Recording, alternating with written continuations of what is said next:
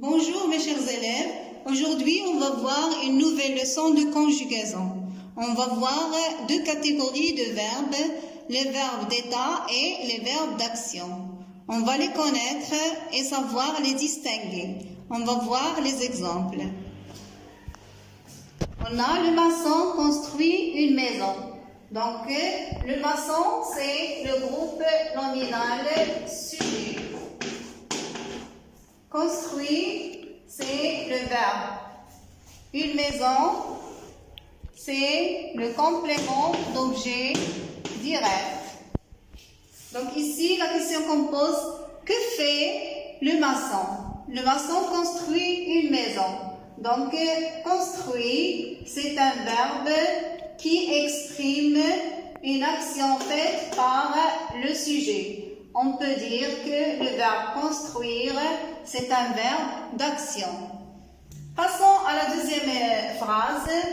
Il parle à son ami. Il, c'est le groupe nominal. Sujet, parle, c'est le verbe. À son ami, c'est le complément d'objet indirect.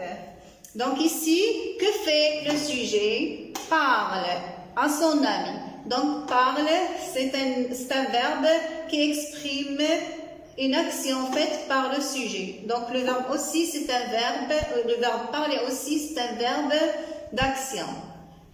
Troisième exemple, cet enfant parle beaucoup. Donc, cet enfant, c'est le groupe nominal sujet. Parle, c'est le verbe beaucoup, c'est un adverbe. Donc ici, que fait cet enfant? Cet enfant parle beaucoup. Donc parle exprime l'action que fait l'enfant. Parler, donc c'est un verbe d'action. Les verbes d'action sont les plus nombreux. Exemple, manger, regarder, écrire, jouer, lire, etc. Donc, la deuxième catégorie, c'est les verbes d'état. Les exemples, le vent semble froid. Donc, le vent, c'est le groupe nominal sujet. Semble, c'est le verbe. Froid, c'est un attribut du, c'est le verbe. Froid, c'est un attribut du sujet. Un attribut de sujet. Donc ici, la question qu'on va poser, quel est l'état du sujet? Donc, le verbe parle de l'état du sujet.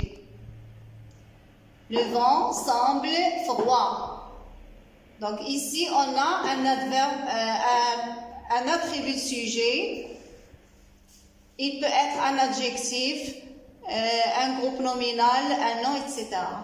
Donc, ici, on peut, pour vérifier, on peut remplacer le verbe sembler par le verbe être et on dit le vent est froid.